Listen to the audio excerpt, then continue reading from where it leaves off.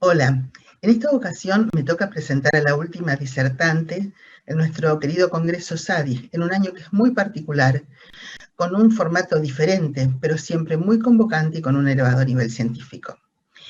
El conocimiento científico en nuestra área se amplía continuamente y este es un espacio que nos permite compartir y discutir nuestra realidad, siendo en este 2020 la pandemia lo más importante. Para disertar sobre cómo enfrentar las próximas pandemias, tenemos el honor de contar con una invitada especial, la doctora Marcela Ujart.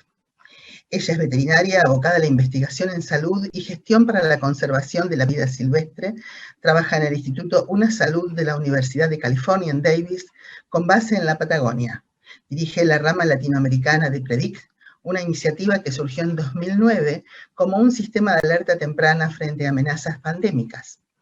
Es coinvestigadora del Centro de Inteligencia Epidemiológica de Enfermedades Infecciosas Emergentes, uno de los 10 centros de investigaciones que conforman la red de centros para la investigación de enfermedades infecciosas emergentes del NIH.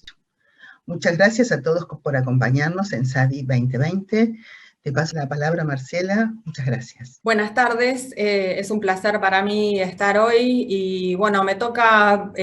comentar un poquito cómo va a ser el futuro y principalmente cómo vamos a hacer para evitar las próximas pandemias. Y esto es bien importante porque tenemos las herramientas y el conocimiento para hacerlo. Como bien sabemos y seguramente han estado conversando, tenemos una gran cantidad de enfermedades que emergen en las personas cada año y muchas de ellas tienen potencial pandémico, lo cual obviamente representa una enorme preocupación. Ahora, lo que es importante tener en cuenta, y es fundamental entender, es que el riesgo de pandemia está impulsado por las mismas actividades humanas que generan otros graves trastornos, como por ejemplo el cambio climático y principalmente la pérdida de biodiversidad, que se asocian ambos también con el riesgo de enfermedades emergentes y pandemias. Y esto ocurre porque con estos cambios profundos ambientales generamos oportunidades de contacto entre los animales silvestres, domésticos y las personas, los vectores y demás. Así es que sabemos que la mayoría de las enfermedades emergentes tienen origen animal, lo cual no debe sorprendernos porque justamente son especies con las que convivimos muy cercanamente, incluso desde hace muchísimos años, y de hecho compartimos muchos más virus zoonóticos con las especies domésticas que con las especies silvestres. Esto tiene que ver con nuestra historia evolutiva y con el contacto que hemos tenido con las especies domésticas a lo largo de los años. Y también tiene que ver con la biomasa real que tenemos actualmente en el planeta, que está representada casi en un 70% por los animales domésticos, un 30% por las personas y solo un 1% por animales silvestres. Eso implica que esos contactos con las especies silvestres ocurren muy poco de manera natural, sino que en general están asociados con comportamientos y acciones humanas muy específicos. Algunos de esos comportamientos humanos muy específicos que están detrás de las enfermedades emergentes son los cambios ambientales, el cambio en el uso del ambiente que estamos haciendo, ya sea para urbanización, sea para producción de alimentos, agricultura, forestal, extracción de recursos naturales. Esto es tan importante en el tema de emergencia de enfermedades que de hecho un 30% de las enfermedades emergentes provienen a raíz de estos disturbios ambientales. Unos ejemplos bien típicos de esto son el virus Nipah o el virus Hendra, por ejemplo. Otro factor relacionado con la emergencia de enfermedades, que es derivado de las acciones humanas, es cómo producimos nuestros alimentos, y principalmente la intensificación. Esto también está asociado con una gran cantidad, con casi el 50% de las enfermedades zoonóticas en los últimos 60 años, se asocian con la forma en la que generamos nuestro alimento. Los ejemplos más emblemáticos y sobre todo recientes son los virus influenza, el H5N1 o el H1N1 que fue pandémico. Y por último, el uso y consumo de fauna, que obviamente lo tenemos bastante presente por la cuestión del COVID principalmente, aunque no tenemos demasiadas certezas todavía sobre el origen de este virus, pero sí estuvo claramente vinculado el uso y consumo de fauna con la emergencia de SARS, de MERS, ébola, HIV e incluso un brote de viruela de los monos en Estados Unidos asociado al tráfico de mascotas. Y este consumo de fauna o este uso de la fauna tiene una envergadura enorme que pocas veces se reconoce. De hecho, el tráfico afecta a 1 de cada 5 especies del planeta, de especies vertebrados. Es realmente una magnitud que no se considera. Y muchísimos de esos animales que están involucrados en el tráfico no provienen directamente del estado silvestre, o sí, pero después son mantenidos en criaderos a partir de donde van a los mercados. Y esto es un negocio multimillonario que también además involucra trabajo para muchísima gente. Entonces tiene toda una magnitud que raramente consideramos para pensar por qué son estos riesgos de emergencia. Entonces, en resumen, lo que tenemos es una cadena de eventos que llevan a los disturbios de estos procesos ecológicos naturales que sostiene la naturaleza intacta. Esos disturbios ecológicos llevan a una pérdida de biodiversidad que genera desequilibrios donde las especies pierden su control natural y las que predominan terminan siendo los mejores reservorios o los mejores vectores de enfermedades. Y eso está asociado principalmente con el consumo insostenible, las formas de producción y de consumo insostenible que ejercemos nosotros mismos sobre estos ambientes. Entonces es toda una cadena de eventos que nos lleva a donde estamos hoy. Un poco para hablar de lo que hemos estado trabajando en mi instituto en la última década, el programa más emblemático es este proyecto PREDICT, que fue financiado por la Agencia de Desarrollo de Estados Unidos. Se desarrolló en 36 países, involucró de manera directa a los ministerios de Salud Pública, Agricultura y Ambiente bajo una modalidad de trabajo Una Salud, y fue implementado mayormente por universidades y ONGs, y ahí ven los logos de las organizaciones participantes. Este esfuerzo tuvo como estrategia este proyecto un abordaje donde buscábamos detectar los virus zoonóticos que estuvieran causando enfermedad o pudieran causar enfermedad en animales y personas. Y lo que hicimos fue tratar de detectar tempranamente virus con potencial zoonótico en la fauna, ocasionalmente también en los animales domésticos, sobre todo en situaciones peridomésticas, y en las personas a través de la vigilancia sindrómica en centros de salud, pensando en la posibilidad de detectar los eventos de derrame o de spillover cuando recién estuviera ocurriendo y poder hacer una evaluación también de los comportamientos humanos de riesgo asociados a esos eventos.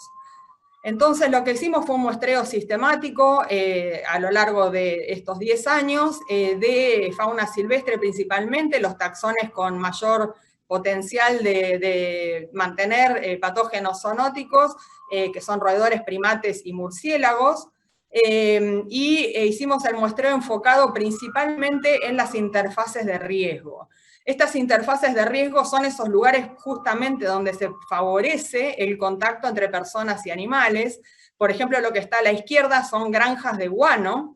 de murciélago. Esos son estructuras donde se cuelgan hojas de palmera, donde van los murciélagos a descansar y se recoge el guano en unas lonas por debajo. De hecho, hemos encontrado muchísimos anticuerpos a coronas, incluso a filovirus en los trabajadores de este tipo de industrias. O sea que estos eventos de derrame y de contacto ocurren bastante frecuentemente, lo que obviamente no alcanzan es a causar un brote porque no se adaptan a las personas. También en interfaces con los primates, que son muy comunes en zonas urbanas, incluso en muchas partes del mundo, y conviven muy cercanamente con las personas, roban sus alimentos a veces, y obviamente la cercanía con los animales domésticos, incluso cuando hay diversidad de especies que conviven, que siempre están también muy asociados a las personas. Una cosa que quiero mencionar es que estos muestreos, que ya van a ver que fueron de muchísimos animales, se hicieron todos de manera no letal, e incluso cuando pudimos de manera no invasiva. Acá lo que tienen en la foto es un monito, que lo que tiene en la boca es un hisopo con un dulce, y él al chuparlo, nosotros después lo retiramos y colectamos las muestras de la saliva.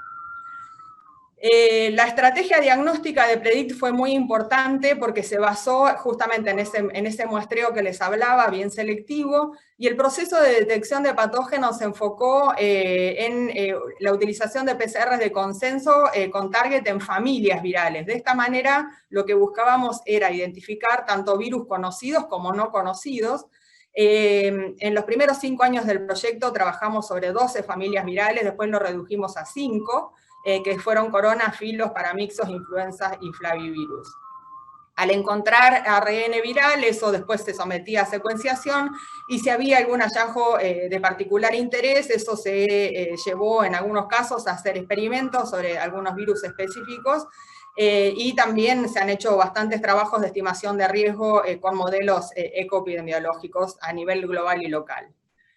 Este proyecto, como les decía, muestramos como 160.000 animales silvestres alrededor del mundo. Descubrimos más de 1.000 virus, de los cuales detectamos más de 1.000 virus, de los cuales casi 950 eran noveles, nuevos, recién descritos para la ciencia, y otro tanto que ya se conocían. Pero la cosa más importante, creo, sobre todo hacia el futuro de PREDICT, es el legado que dejó en capacitación, casi 7.000 personas y 60 laboratorios montados y capacitados alrededor del mundo. No lo dije, pero este proyecto se enfocó principalmente en países de África y de Asia. En la primera etapa tuvimos algunos años de trabajo en Latinoamérica, pero eso se cortó bastante pronto. Algunos de los hallazgos del proyecto PREDICT fueron un ebolavirus nuevo, por ejemplo, que se llamó virus bombalí en murciélagos en Sierra Leona. Este virus se categorizó y se identificó como un virus nuevo, y de hecho en este se hicieron algunas pruebas de infectividad o capacidad infectiva a las personas, y bueno, claramente es bastante menos problemático por ahora, por lo menos, hasta que no logre algunos cambios para las personas. Obviamente también buscamos y encontramos muchos coronavirus, casi 170, no estoy viendo el número, pero bueno, de esos 115 fueron nuevos, no descriptos, algunos obviamente ya conocidos, y acá en el mapa tienen la distribución de los hallazgos por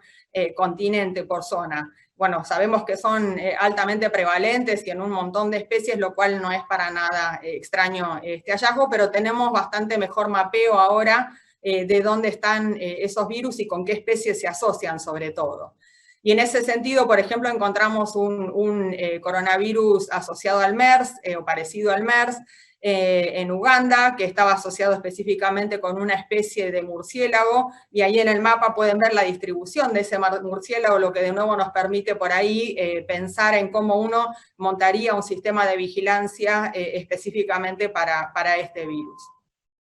Otra cosa importante que hicimos fue mirar lo que son las cadenas de valor de estas cuestiones de comercio, de fauna que les comentaba, que no son para nada, son muy relevantes en muchos países asiáticos. De hecho en Vietnam, esto es el comercio de unas ratas, que son estas que están en la imagen, son bastante grandes, son el bambú rat o cane rat, son ratas de campo asociadas al bambú, y bueno, se consumen en grandísima cantidad. Lo interesante es cuando uno mira lo que pasa con las cargas virales en estos animales a lo largo de la cadena de valor. Lo que nosotros vimos es que en su estado natural los animales en general presentan bajas cargas virales o no generarían un problema, pero el problema es a medida que los sometemos a estos traslados, el estrés, el hacinamiento, las malas condiciones sanitarias, cómo van incrementándose no solamente las prevalencias, sino además la eliminación de virus por los animales. Entonces acá ven desde la izquierda hacia la derecha, desde la captura y el traslado a los criaderos o a un mercado de animales vivos,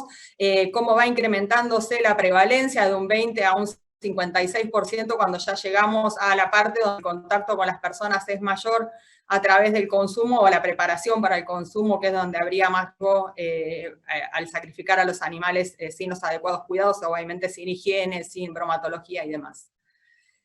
También encontramos coronavirus similares al SARS, sobre todo después del 2002 y 2003. Pudimos asociar estos hallazgos a las zonas específicas de donde emergió más o menos el SARS. Encontramos anticuerpos en las personas que cohabitan con esas cuevas o en esas cercanías, incluso posteriores, bastante posteriores al evento del brote del SARS. Y pudimos asociar estos hallazgos con determinados hospederos, específicamente los murciélagos de herradura y de nariz de hoja, que son los que hoy también se consideran posiblemente asociados con el SARS-CoV-2. Y esto lo que nos permite es poder tener una mayor precisión sobre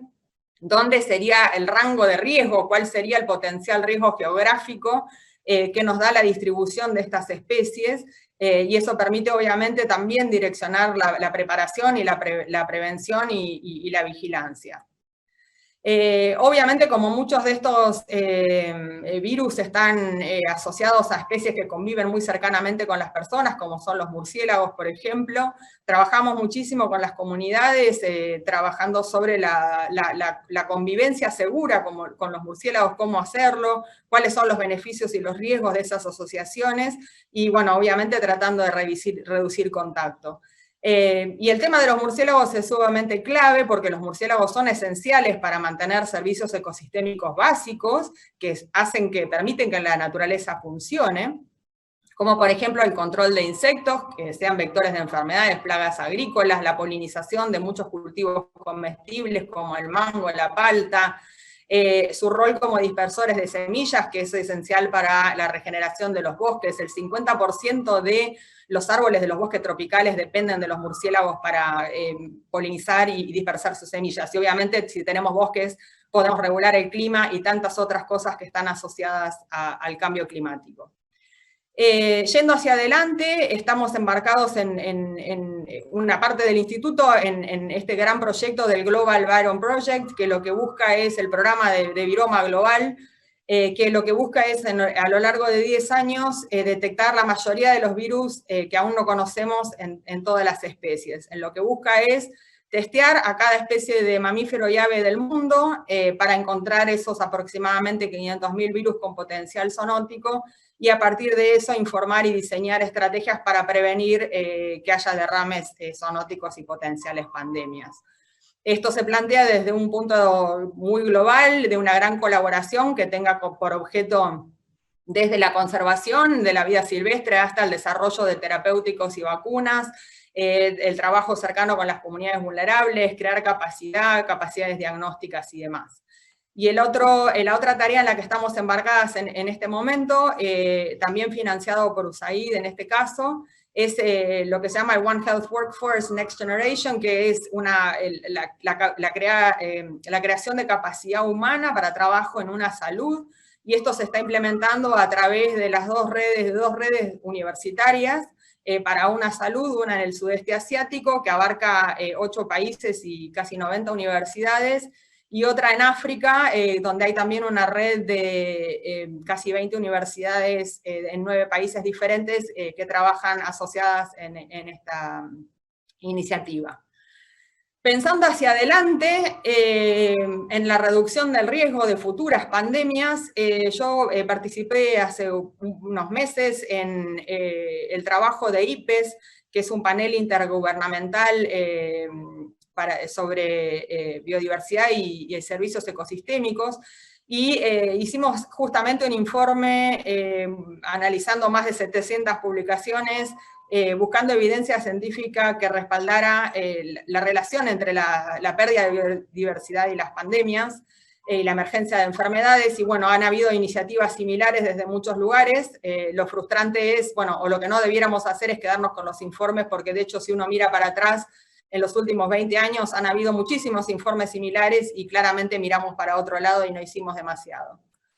Lo que se plantea en estos informes, y voy a hablar específicamente del de IPES, que es donde yo trabajé, lo que proponemos es un cambio radical de paradigma, que dejemos de trabajar en la respuesta y pasemos a trabajar en la prevención y la mitigación y trabajar, anteponernos a los problemas, no dejar que las enfermedades emerjan para empezar.